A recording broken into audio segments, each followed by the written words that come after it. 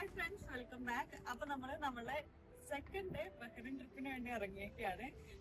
First നമ്മൾ grand മോസ്കിലോട്ടാണ്. ഇവിടെ ബഹ്റിനിൽ ഏറ്റവും ഭംഗിയായിട്ട് തോന്നിയിട്ടുള്ള ഒരു മോസ്കാണിത്. ഇവിടെ എല്ലാവർക്കും കയറാനുള്ള പെർമിഷൻ ഉണ്ടെന്നാണ് നമ്മൾ നോക്കിയപ്പോ കണ്ടത്. എന്നാലും നമുക്ക് പോയി നോക്കാം ബാക്കി ഡീറ്റെയിൽസ്.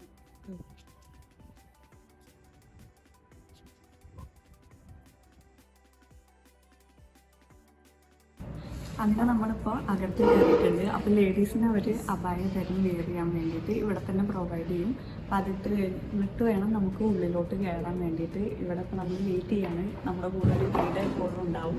അപ്പോൾ ഇനി ഇവിടെ നിന്ന് അങ്ങോട്ട് ഉള്ളിലോട്ടൊക്കെ പോകുമ്പോൾ നമുക്ക് ഗൈഡിൻ്റെ കൂടെ മാത്രമേ പോകാൻ പറ്റുള്ളൂ. അപ്പോൾ നമ്മൾ ഗൈഡിന് വേണ്ടിയിട്ട് വെയിറ്റ് ചെയ്യാണ്. ഇവിടെ ഈ മോസ്കിൻ്റെ ഒരു പ്ലാനും കാര്യങ്ങളൊക്കെ നമുക്ക് കാണാൻ പറ്റും. ഈ മോസ്കിൻ്റെ സെൻട്രലിൽ തന്നെ ആയിട്ട് ഫ്രണ്ടിൽ തന്നെ ആയിട്ട് നമുക്കൊരു നടുമുറ്റം പോലെ ഒരു ഓപ്പൺ സ്പേസ് കാണാം, ഓപ്പൺ ടു സ്കൈ. ഇവിടെ പ്രോപ്പർ വെൻറ്റിലേഷനും അതുപോലെ ലൈറ്റിനും കാര്യങ്ങൾക്കൊക്കെ വേണ്ടിയിട്ടാണിത്. ഈ മോസ്കിൽ ഓരോ മെറ്റീരിയൽസും ഓരോരോ രാജ്യങ്ങളിൽ നിന്ന് കൊണ്ടുവന്നതാണ് ഇവർ. ഇപ്പോൾ ഇതിൻ്റെ ഡോറ് നമ്മളെ കേരളത്തിൽ നിന്നാണ് കൊണ്ടുവന്നിരിക്കുന്നത്. ടീക്ക് വുഡ് വെച്ചിട്ടാണ് ഉണ്ടാക്കിയിരിക്കുന്നത്. അതുപോലെ ഷാൻഡ്ലിയറും കാർപ്പറ്റും മറ്റ് മാർബിളും ഓരോന്നുമായിട്ട് പല പല സ്ഥലങ്ങളിൽ നിന്നാണ് ഇവർ കൊണ്ടുവന്നിരിക്കുന്നത്. പല പല രാജ്യങ്ങളിൽ നിന്ന് കൊണ്ടുവന്നതാണ്.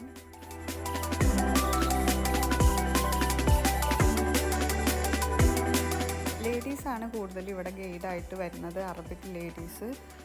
ഇത്രയും കൈൻഡായിട്ടുള്ള അറബിക് ലേഡീസിനെ ഞാൻ സത്യം പറഞ്ഞാൽ ആദ്യമായിട്ട് കാണാനാണ്. ഇത് കണ്ടില്ല, അവിടെ ഒരു ടീമിന് വേണ്ടിയിട്ട് ഗൈഡാണ് ഫോട്ടോ എടുത്തു കൊടുക്കുന്നത്. ഞങ്ങൾക്ക് വന്ന ഗൈഡും വളരെയധികം എക്സ്പ്ലെയിൻ ചെയ്ത് നല്ല കൈൻഡായിട്ട് എക്സ്പ്ലെയിൻ ചെയ്ത് തന്നു. ഇവിടെ ഇങ്ങനെ ഇരുത്തിയിട്ട് അവർ ഒരു ഖുറാനിലെ 2-3 ചാപ്റ്ററൊക്കെയാണ് എക്സ്പ്ലെയിൻ ചെയ്ത് തന്നത്. ശരിക്കും നമുക്ക് ഒരുപാട് എക്സ്പ്ലനേഷനായിട്ട് പറഞ്ഞു തരുന്നുണ്ട്. പക്ഷേ അത് നമ്മളുടെ വിഷയമാണ്. നമുക്കിപ്പോൾ പെട്ടെന്ന് പോകണമെന്ന് പറഞ്ഞാൽ അവർ നമ്മളതിനെ പോകാൻ അലൗ ചെയ്യുന്നൊക്കെ ഉണ്ട്. ഞങ്ങൾ പിന്നെ ഇത്രയും കൈൻഡായിട്ട് ഒരാളിങ്ങനെ പറയുമ്പോൾ എങ്ങനെയാണ് പെട്ടെന്ന് പോരുക വെച്ചിട്ട് അവിടെ ഇരുന്ന് അവർ എടുത്ത ക്ലാസ് ഫുള്ള് കേട്ടിട്ടാണ് പുറത്തോട്ട് ഇറങ്ങിയത്. അങ്ങനെ മോസ്കിൽ നിന്ന് ഇറങ്ങിയിട്ട് നമ്മൾ നേരെ പോയത് കർസാഗൻ അല്ലെങ്കിൽ നമ്മുടെ സുമതി വളവിലോട്ടാണ്. അപ്പോൾ നമ്മളങ്ങനെ സുമതി വളവിൽ എത്തിയിട്ടുണ്ട്. സുമതി വളവിൽ വരുമ്പോൾ തന്നെ അബിയും അളിയനും സുമതി ചേച്ചീനെ എങ്ങനെയെങ്കിലുമൊക്കെ ഒന്ന് കണ്ടിരുന്നെങ്കിൽ എന്ന് പറഞ്ഞിട്ടാണ് വന്നിട്ടുണ്ടായിരുന്നത്. അവർ വരുമ്പോൾ തന്നെ നമ്മുടെ ഭൂതബംഗ്ല കാണണം എന്ന് പറഞ്ഞിട്ടായിരുന്നു വന്നത്. അതിൻ്റെ വീഡിയോ ഈ ഒരു ടൈമിൽ നന്നായിട്ട് വൈറലായിക്കൊണ്ടിരുന്നിരുന്നല്ലോ. എല്ലാവരും അതിനെ ഭയങ്കരമായിട്ട് ബൂസ്റ്റ് ചെയ്യുന്നുണ്ടായിരുന്നല്ലോ. അപ്പോൾ ഭൂതബംഗ്ലാവ് കാണണം എന്ന് പറഞ്ഞിട്ടാണ് അവരെന്നെ വന്നത് തന്നെ.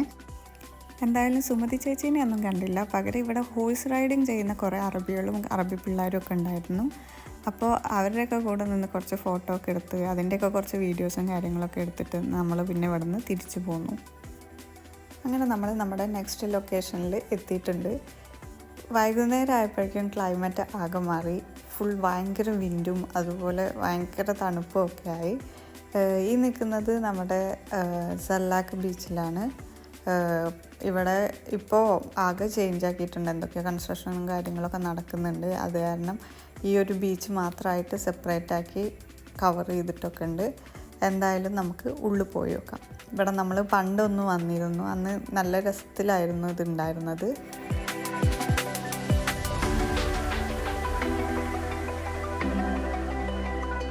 ഭയങ്കര കാറ്റും പൊടി ആയതുകൊണ്ട് തന്നെ നമ്മൾ കൂടുതൽ നേരമൊന്നും ഇവിടെ സ്പെൻഡ് ചെയ്തിട്ടില്ല.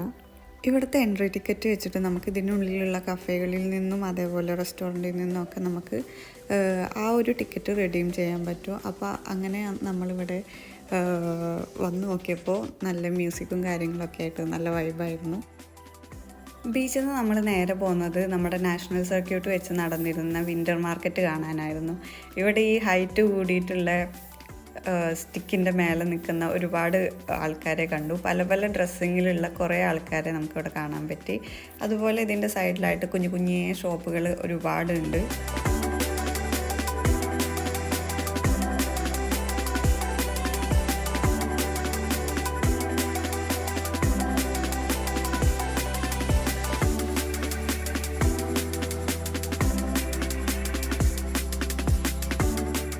അങ്ങനെ ഇവിടുത്തെ കാഴ്ചകളെല്ലാം കണ്ട് അവിടെ കുറച്ച് നേരം ടൈം സ്പെൻഡ് ചെയ്തതിന് ശേഷം നമ്മൾ നേരെ വീട്ടിലോട്ട് തിരിച്ചു.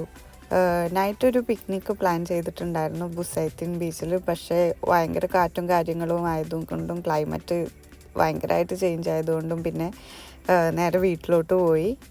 അപ്പോൾ ഇത്രയാണ് നമ്മളുടെ സെക്കൻഡ് ഡേ ബഹ്റിൻ ട്രിപ്പിൻ്റെ കാഴ്ചകൾ. ഇനി അടുത്ത വീഡിയോ ആയിട്ട് വീണ്ടും തിരിച്ചു വരുന്നവരെ ബൈ ബൈ.